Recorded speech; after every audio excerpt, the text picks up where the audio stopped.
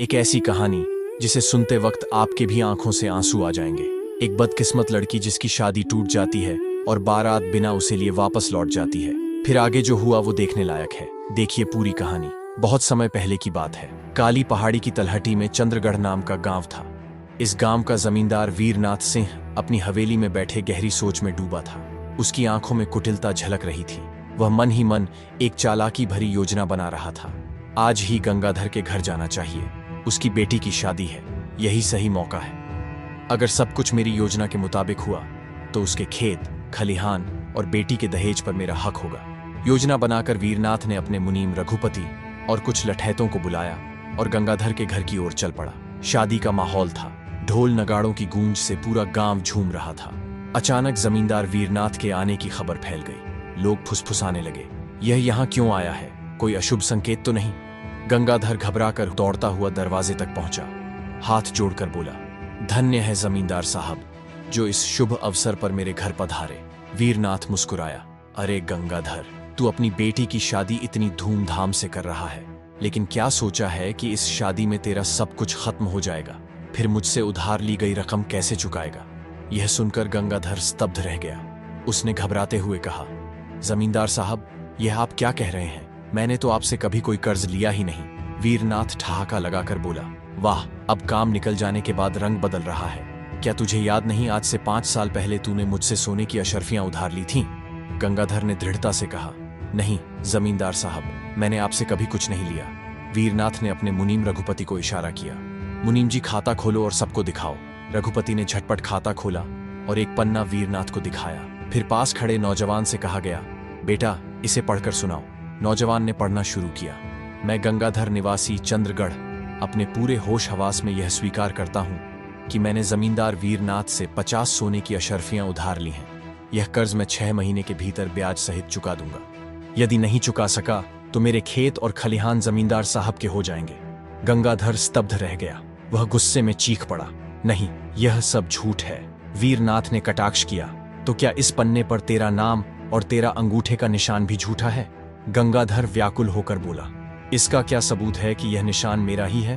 वीरनाथ ठाका मारकर हंसा, मुझे पता था तू यही कहेगा, इसलिए मैं कोतवाल सूरजमल को भी लाया हूं। कोतवाल ने कागज को ध्यान से देखा और कहा, गंगाधर, अभी इसी वक्त इस पन्ने पर दोबारा अंगूठे का निशान लगा, मैं मिलान करके देखूंगा। लाचार गंगाधर ने कांपते हाथों से निशान लगा दिया। कोतवाल ने दोनों निशानों को देखा और सख्त लहजे में कहा, दोनों निशान एक ही व्यक्ति के हैं, यानी यह कर्जनामा असली है। भीड़ में फुसफुसाहट शुरू हो गई। अब तो गंगाधर फंस गया। वीरनाथ अंदर ही अंदर मुस्कुरा रहा था। उसकी योजना सफल हो चुकी थी। उसने मन ही मन सोचा, बेचारा गंगाधर, इसे क्या पता कि होली के दिन जब यह मेरी हवेली में भांग के नशे में नाच रहा था, तब मैंने ही इसे बहला फुसलाकर इस पन्ने पर अंगूठे का निशान लगवा लिया था। गंगाधर की सांसें तेज चलने लगी। अचानक उसके चेहरे पर हवाइयां उड़ने लगी। वह लड़खड़ाया और धड़ाम से जमीन पर गिर पड़ा। लोग घबरा गए। किसी ने चीख कर कहा, अरे इसकी तो सांसें नहीं चल रही। गंगाधर मर गया। जहां कुछ देर पहले शादी की खुशियां थीं, वहां अब मातम छा गया। दूल्हे के पिता गुस्से में बोले, बेटा, हम यहाँ एक झूठे कर्जदार की बेटी से रिश्ता नहीं जोड़ सकते। चलो वापस चलते हैं। बारात बिना दुल्हन को लिए वापस लौट गई। जहां गांव के लोग धीरे धीरे अपने घरों की ओर बढ़ रहे थे, वहीं एक युवक अजय सिंह नदी किनारे अकेला बैठा सोच रहा था। बेचारे गंगाधर ने किसी का क्या बिगाड़ा था? उसकी तो पूरी दुनिया ही उजड़ गई। अब उसकी बेटी सुमित्रा का क्या होगा? कौन करेगा उस अभागिन से शादी? इन्हीं विचारों में डूबे अजय ने अचानक एक आवाज सुनी। उसे लगा कोई नदी में कूद गया है। बिना कुछ सोचे वह झटपट पानी में कूदा और तेजी से तैरकर डूबते हुए व्यक्ति को बाहर निकाला। जैसे ही वह किनारे पर पहुंचा, उसकी सांसें रुक गईं। वह कोई और नहीं बल्कि वही दुल्हन थी जिसकी बारात अभी अभी बिना उसे लिए वापस चली गई थी। लड़की फूट फूट कर रोने लगी। उसने कहा, तुमने मुझे क्यों बचा लिया? मुझे मर जाने देते। अजय ने धैर्य से उसे शांत किया और नरम स्वर में पूछा, तुम इस तरह अपनी जान क्यों देना चाहती हो? सुमित्रा ने आंसू पोंछते हुए कहा, जिस लड़की की बारात बिना उसे लिए लौट जाए, जिसके पिता की पगड़ी पूरी बिरादरी में उछाली गई हो, वह और क्या कर सकती है? तब अजय ने कहा, अच्छा तो तुम गंगाधर काका की बेटी हो? सुमित्रा सुबकते हुए बोली, हाँ, मैं वहीं अभागिन हूँ। मेरे बापू चले गए, घर में अब कोई नहीं बचा, मैं आखिर जिंदा रहकर क्या करूँ? अजय ने गंभीर स्वर में कहा, ऐसा मत कहो सुमित्रा, मैं हूं ना, मैं तुम्हें सहारा दूंगा, मैं तुमसे शादी करूंगा। चलो मेरे साथ, मेरे घर चलो। सुमित्रा को जैसे कोई उम्मीद की किरण दिखी। उसकी आंखों में असमंजस था, लेकिन मजबूरी में वह अजय के साथ चल दी।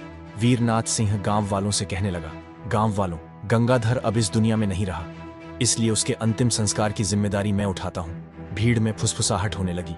अरे जमींदार को गंगाधर की इतनी चिंता क्यों होने लगी? हकीकत तो यह है कि अब उसकी सारी जमीन जायदाद इसी को मिलने वाली है। एक बुजुर्ग ने गुस्से से कहा, देख लेना, इस जमींदार को मरने के बाद नरक में भी जगह नहीं मिलेगी। वीरनाथ ने चालाकी से गंगाधर का अंतिम संस्कार करवा दिया और उसकी जमीन और घर पर कब्जा जमा लिया। इधर जब अजय सुमित्रा को लेकर अपने घर पहुंचा तो उसकी मां गंगा देवी ने हैरानी से पूछा, बेटा ये लड़की कौन है? अजय ने सिर झुकाकर कहा, मां, ये आपकी बहू है। क्या? लेकिन तुम्हारी शादी कब हुई? अजय ने सारी घटना विस्तार से बताई। यह सुनकर उसकी मां की आंखें भर आईं। उन्होंने सुमित्रा का सिर सहलाते हुए कहा, बेटा, तूने एक बेसहारा को सहारा दिया है, तेरा यह काम बहुत ही नेक है। इसके बाद उन्होंने सादगी से अजय और सुमित्रा का विवाह करवा दिया। उस रात अजय मुस्कुराते हुए सुमित्रा से बोला, हमारे यहाँ रिवाज है कि पहले दिन दुल्हन को मुंह दिखाई दी जाती है, बताओ तुम्हें क्या चाहिए? सुमित्रा ने गंभीरता से कहा, मेरी मुंह दिखाई थोड़ी मुश्किल होगी, क्या आप उसे पूरा कर पाएंगे? अजय हैरानी से बोला, अरे पहले बताओ तो सही, आखिर तुम्हें चाहिए क्या?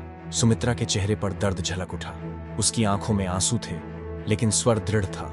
अगर आप मुझे सच्ची मुंह दिखाई देना चाहते हैं तो मेरी एक इच्छा पूरी कर दीजिए। कौन सी इच्छा?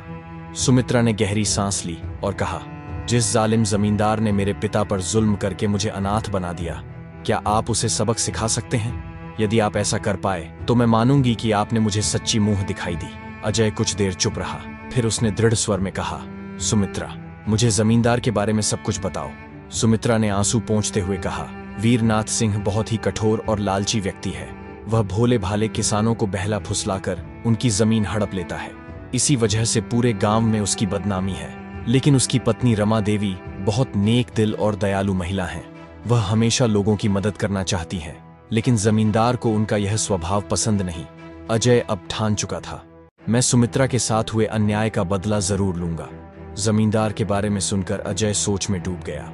उसे पता चला कि वीरनाथ ने गांव वालों को लूटकर अपनी हवेली में अपार दौलत इकट्ठा कर ली थी। अपनी सुरक्षा के लिए वह कभी हवेली छोड़कर नहीं जाता था। उसके पास कई लठैत थे जो उसकी इशारे पर किसी की भी बेरहमी से पिटाई कर सकते थे।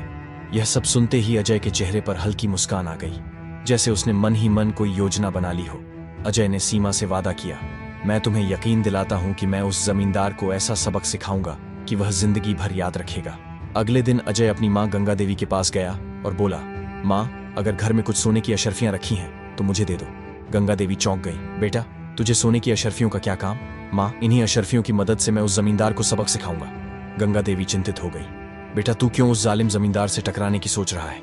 अजय ने मां का हाथ पकड़कर कहा, मां, बस मुझ पर भरोसा रखो और वही करो जो मैं कह रहा हूं। गंगा देवी ने अपने बेटे की जिद देखी और एक थैली में 152 सोने की अशर्फियां डालकर उसे दे दी। इसके बाद अजय ने एक साधु का वेश धारण किया। उसने अपनी झोली में अशर्फियां रखीं और अलख निरंजन का जाप करते हुए अपने गांव से रवाना हो गया। वह चंद्रगढ़ से सीधा रामसर गांव पहुंचा और जमींदार की हवेली के बाहर अपना आसन जमा लिया। धनी रमा कर वहीं बैठ गया। कुछ ही देर बाद जमींदार की पत्नी रमा देवी की नजर उस पर पड़ी। रमा देवी नेक दिल और धर्मपरायण स्त्री थी जो हमेशा साधु संतों की सेवा करती थी। जब उन्होंने देखा कि कोई साधु महाराज उनके द्वार पर बैठा है तो वह उनके पास आई, प्रणाम किया और बोली, महाराज, धन्य भाग हमारे जो आप हमारे द्वार पधारे हैं। कृपया ठहरिए, मैं आपके लिए जलपान लेकर आती हूँ। कुछ ही देर में रमा देवी भोजन लेकर आई। साधु बने अजय ने प्रेम पूर्वक भोजन ग्रहण किया और फिर रमा को आशीर्वाद देते हुए कहा, देवी, तुमने एक साधु को भोजन कराया है, भगवान तुम्हारा भला करें। यह कहकर उसने एक सोने की अशर्फी उन बर्तनों में रख दी जिनमें रमा भोजन लाई थी। रमा देवी ने साधु को प्रणाम किया और घर लौट आई। जब उन्होंने बर्तनों के बीच सोने की अशर्फी देखी तो चौंक गई। यह कैसे सिद्ध महात्मा हैं जो आशीर्वाद के रूप में सोने की अशर्फियां दे रहे हैं? शाम को जब जमींदार वीरनाथ सिंह घर लौटा तो रमा देवी ने पूरी घटना उसे बताई। हमारे घर के बाहर जो साधु महाराज आए हैं वे बहुत ही पहुंचे हुए सिद्ध योगी हैं। जब मैंने उन्हें भोजन कराया तो उन्होंने आशीर्वाद में सोने की अशर्फी दे दी। वीरनाथ जो साधु संतों से नफरत करता था, यह सुनकर चकित रह गया। साधु ने भोजन के बदले आशीर्वाद स्वरूप सोने की अशर्फी दी है, यह बात अजीब है। यह सुनकर उसका लालच जाग उठा। वह तुरंत अपनी पत्नी के साथ साधु महाराज के दर्शन करने पहुंचा। दोनों ने साधु को प्रणाम किया।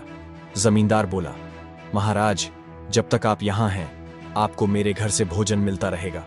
साधु मुस्कुराया और बोला, धन्य हो जमींदार जी, भगवान तुम्हारा कल्याण करें। इतना कहकर उसने अपनी आंखें बंद कर लीं और ध्यान मग्न हो गया।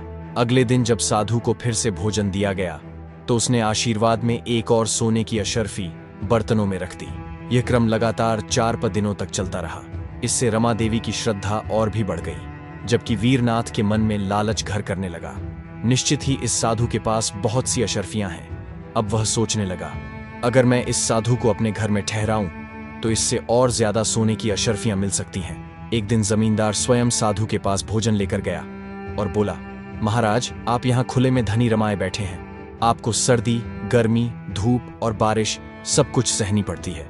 मेरी विनती है कि आप मेरी हवेली में चलें और विश्राम करें। साधु ने कहा, ठीक है जमींदार जी, जैसी आपकी इच्छा। भीतर ही भीतर अजय मुस्कुरा रहा था, क्योंकि उसकी योजना बिल्कुल सही दिशा में जा रही थी। जमींदार और उसकी पत्नी साधु को अपनी हवेली में ले आए और उसके लिए एक अलग कमरा तैयार करवाया। साधु हवेली में रहने लगा। उसकी खूब सेवा सत्कार होने लगा। हर दिन भोजन के बाद वह जमींदार को एक सोने की अशर्फी दे देता। 15वें दिन जब जमींदार स्वयं भोजन लेकर साधु के पास गया तो उसने पूछा, महाराज, आपके पास इतनी सोने की अशर्फियां कहां से आई? आप तो कोई व्यापारी नहीं हैं। आपको यह संपत्ति कहां से मिली? साधु मुस्कुराया और बोला, बच्चा, मैंने यह अशर्फियां किसी व्यापार से नहीं कमाई। मेरे पास एक सिद्धि है जिससे मैं हजारों सोने की अशर्फियां उत्पन्न कर सकता हूं। यह सुनकर जमींदार के होश उड़ गए। बाबा, क्या सचमुच आपके पास ऐसी सिद्धि है? यदि ऐसा है तो क्या आप मुझे भी यह विद्या सिखा सकते हैं? साधु बने अजय सिंह ने गंभीर स्वर में कहा, अब तक मैंने यह सिद्धि किसी को नहीं सिखाई, लेकिन तुम्हारी सेवा और समर्पण देखकर मेरा हृदय पिघल गया। मैं तुम्हें इस विद्या का ज्ञान देने के लिए तैयार हूं, लेकिन इसके लिए तुम्हें पूर्णिमा की रात तक प्रतीक्षा करनी होगी। जमींदार की आंखों में लालच चमक उठा। मैं आपकी हर शर्त स्वीकार करता हूं महाराज। अजय ने आगे कहा, गांव से 30 कोस दूर काली पहाड़ी की गुफा में मैं तपस्या करता हूं। पूर्णिमा की रात तुम वहां आना। मैं अनुष्ठान करके तुम्हें सोना बनाने की सिद्धि प्रदान करूंगा, लेकिन याद रखना तुम्हें वहां अकेले आना होगा, ताकि कोई तीसरा व्यक्ति इस रहस्य को ना जान सके। वीरनाथ ने तुरंत हामी भर दी। आप निश्चिंत रहें महाराज, मैं पूर्णिमा की रात अकेले ही वहां पहुंच जाऊंगा। अगले दिन साधु बने अजय जमींदार की पत्नी रमा देवी से विदा लेकर काली पहाड़ी की ओर रवाना हो गया। गुफा में पहुंचकर उसने अपना डेरा जमा लिया। वह अपने साथ मजबूत रस्सी और एक भारी डंडा भी ले आया था। अब उसे बस वीरनाथ के आने का इंतजार था। 2 दिन बाद पूर्णिमा की रात आ गई। वीरनाथ ने अपनी पत्नी से कहा, मुझे एक जरूरी काम से बाहर जाना है, कल सुबह तक लौट आऊंगा। रमा देवी ने कुछ पूछना चाहा, लेकिन वीरनाथ ने टाल दिया। यह एक महत्वपूर्ण कार्य है जिसे मैं अब भी नहीं बता सकता। इसके बाद उसने अपने सेवकों को आदेश दिया, मेरे पीछे से हवेली और मालकिन का ध्यान रखना। फिर वीरनाथ अकेले ही काली पहाड़ी की ओर निकल पड़ा। 30 कोस का सफर तय करके उसने पहाड़ी पर चढ़ना शुरू किया। उबड़ खाबड़ रास्ता, ठंडी हवाएं और अंधेरे का साया, परंतु लालच ने उसे रुकने नहीं दिया। शाम ढलते ढलते काली पहाड़ी के शिखर पर पहुंचकर उसने एक गुफा देखी। थका मांदा वीरनाथ गुफा के भीतर चला गया। गुफा में पहले से ही साधु के वेश में अजय मौजूद था। वीरनाथ के चेहरे पर एक चमक थी। महाराज देखिए, मैं वादे के अनुसार अकेले यहां आ गया हूं। अब बताइए मुझे क्या करना होगा? अजय ने तुरंत भांप लिया कि जमींदार बेहद थका हुआ है। उसने मौके का फायदा उठाया और जमींदार को झपट कर पकड़ लिया। पलक झपकते ही उसने उसे मोटी रस्सियों से कसकर बांध दिया। थकान से चूर वीरनाथ कोई प्रतिरोध नहीं कर सका। जब वह पूरी तरह रस्सियों में जकड़ गया तो घबराकर चिल्लाया, महाराज ये आप क्या कर रहे हैं? आपने तो मुझे सोना बनाने की सिद्ध सिखाने के लिए बुलाया था, फिर मुझे बांधा क्यों? तभी अजय ने अपना साधु का वेश उतार दिया और अपनी असलियत उजागर कर दी। मूर्ख जमींदार, मैं कोई साधु नहीं हूं और ना ही तुझे कोई सिद्ध देने वाला हूं। वीरनाथ हक्का बक्का रह गया। तो फिर तुम कौन हो? अजय की आंखों में क्रोध था। मैं अजय सिंह हूं, वही सीमा का पति जिसके पिता गंगाधर को तूने धोखे से बर्बाद कर दिया था। उनकी मौत के लिए तू ही जिम्मेदार है। यह सुनते ही वीरनाथ का चेहरा पीला पड़ गया। अजय ने गुस्से में वीरनाथ के गाल पर 2-4 तमाचे जड़ दिए और कहा, अब तेरे पास बचने का कोई रास्ता नहीं है। पूरे गांव में किसी को नहीं मालूम कि तू मेरे कब्जे में है। मेरा इरादा तुझे यहीं मारने का था, लेकिन तुझे बचाने वाली सिर्फ तेरी पत्नी है। तेरी पत्नी रमा देवी एक नेक दिल और धार्मिक विचारों वाली स्त्री है। उसका ख्याल आते ही मेरे मन में तेरे लिए थोड़ा सा रहम आ गया। अगर मैं चाहूं तो तुझे यहीं बंधा छोड़ दूं और भूख प्यास से तड़पा कर मार दूं। लेकिन मैं तुझे जिंदा रहने का एक मौका देना चाहता हूं। अगर तू मुझे बता दे कि तूने उन सभी कागजातों को कहां छिपाया है जिनकी मदद से तूने गांव वालों की जमीनें हड़प ली, तो मैं तुझे छोड़ सकता हूं। साथ ही तेरी तिजोरी कहां है और उसकी चाबी कहां रखी है यह भी बता दे, तभी तेरी जान बच सकती है। वीरनाथ अब अपनी मौत से डरने लगा। उसने अजय को सब कुछ बता दिया, कहां तिजोरी रखी थी, कहां कागजात छिपे थे और उसकी छल कपट से भरी गुप्त संपत्ति कहां थी। तब अजय ने कहा, अब तुझे 2-3 दिन तक यहीं भूखा प्यासा रहना होगा। इतनी सजा तो तुझे मिलनी ही चाहिए। मैं तेरी हवेली पर जाऊंगा, तेरी सारी दौलत और तिजोरी को साफ कर दूंगा, किसानों को उनके हक के कागजात वापस दिलाऊंगा और उसके बाद ही आकर तुझे आजाद करूंगा। यह कहकर अजय गुफा से निकल पड़ा। अजय ने एक बार फिर साधु का भेष धारण किया और जमींदार की हवेली पर पहुंच गया। इधर रमा देवी अपने पति के लापता होने से परेशान थी। जैसे ही उसने साधु बाबा को आते हुए देखा, वह सीधा उनके चरणों में गिर पड़ी और बोली, महाराज, अब तो आप ही मेरी मदद कर सकते हैं। आपके जाने के बाद से मेरे स्वामी लापता हैं और अब तक लौट कर नहीं आए। साधु बने अजय सिंह ने गंभीर स्वर में कहा, देवी, मुझे ऐसा आभास हो रहा है कि तुम्हारे पति किसी बड़े संकट में फंस गए हैं। यहां तक कि उनकी जान पर भी खतरा मंडरा रहा है और यह सब उनके पापों का फल है। साधु बने अजय ने आगे कहा, अगर तुम चाहती हो कि तुम्हारा पति इस संकट से मुक्त हो तो मेरी बात मानो। तुम्हारे पति ने छल कपट से जो धन कमाया है उसे गरीबों में बांट दो और जिन किसानों की जमीनें उसने हड़पी हैं उनके सभी कागजात जला दो। यही उसके पापों का प्रायश्चित होगा और यही उसका बचाव भी। रमा देवी, जो पहले से ही अपने पति के गलत कामों से दुखी थी, को यकीन हो गया कि साधु महाराज सच कह रहे हैं। उसने साधु की बात मानने का फैसला किया।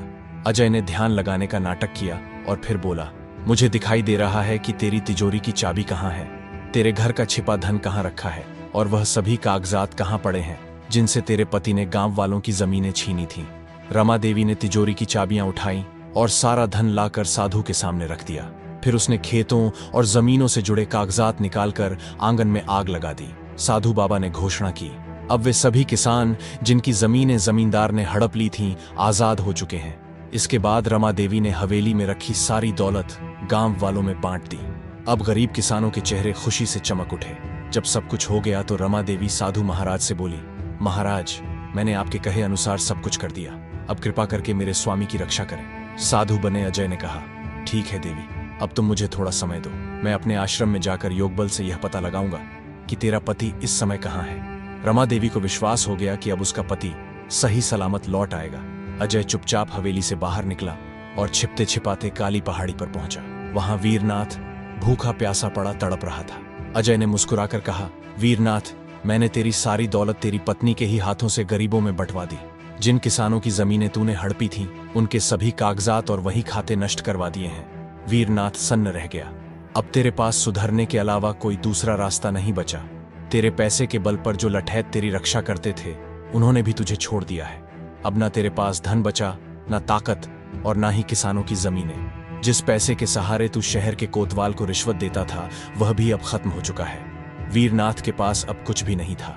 अजय ने वीरनाथ की रस्सियां खोल दी और बोला, अब तू आजाद है, लेकिन याद रख, अगर दोबारा गरीबों पर जुल्म करने की कोशिश की तो अगली बार तुझे छोड़ूंगा नहीं। थका मांदा वीरनाथ जमीन पर गिर पड़ा। अजय ने एक अंतिम दृष्टि डाली, फिर काली पहाड़ी से उतरकर सीमा के पास लौट गया।